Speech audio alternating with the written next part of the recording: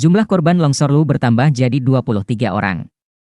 Peristiwa tanah longsor yang terjadi di Desa Bonglo, Kecamatan Bastem Utara, Kabupaten Luwu, Provinsi Sulawesi Selatan, dari data sebelumnya 15 orang, kini bertambah jadi 23 orang. 28 Februari 2024. Kedelapan orang korban selamat ini diketahui baru melapor ke Posko Gabungan, Terang Mesianus Bekabel, Kepala Basarnas Makassar dan selaku SMC. Dalam operasi SAR bencana alam, tanah longsor ini melibatkan 560 personil gabungan, baik dari TNI, Polri, instansi pemerintah, Ormas, dan warga sekitar. Tim gabungan juga mendapat bantuan dari tim K9 Polda Sulsel. Diwartakan tim dibagi dalam beberapa kelompok dan disupport drone thermal di lokasi longsor. Korban yang berhasil selamat dibawa ke Rumah Sakit Palopo untuk mendapatkan perawatan lebih lanjut. Mesianus juga menambahkan bahwa posko SAR gabungan terbuka selama 24 jam, bertujuan menerima laporan kehilangan keluarga saat terjadi longsor. Kami juga berkoordinasi dengan pemerintah daerah terkait dengan jumlah korban. Ternyata pernyataan dari camat maupun pihak keluarga maupun desa bahwa korbannya saat ini mereka tidak merasa kehilangan, dan kami tetap membuka link untuk mendata terkait dengan ada laporan dari pihak keluarga, ada posko 24 jam standby untuk bisa menerima data kehilangan daripada warga tersebut.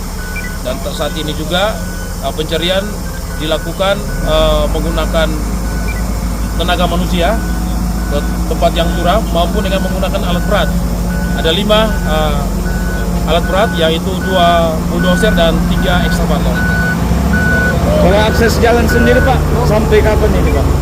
Ya mudah-mudahan untuk akses jalan dari alat berat yang sekarang lagi bergerak ini, mudah-mudahan hari ini bisa terbuka, mudah-mudahan apabila tidak hujan.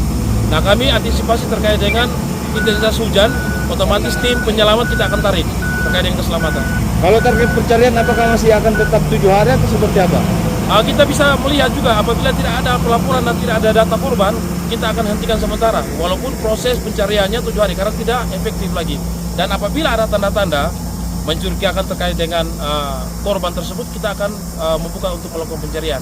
Karena dari K9, 2 anjing pelacak itu kita sudah turunkan, tapi tidak dapat menemukan tanda-tanda tadi pagi. Mudah-mudahan sebentar, kalau misalnya K9 siap, kita bisa melakukan pencarian ulang lagi. Mudah-mudahan bisa ditemukan apabila memang betul korban memang betul terdampak.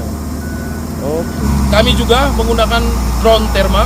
Jadi drone itu bisa membantu kita untuk melihat situasi dari atas dan bisa mendeteksi suhu tubuh apabila menggunakan infrared.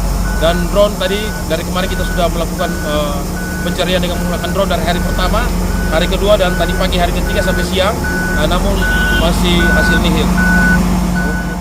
Demikian kami wartakan, Rudi Gemulia, dari Luwu, Sulawesi Selatan, melaporkan.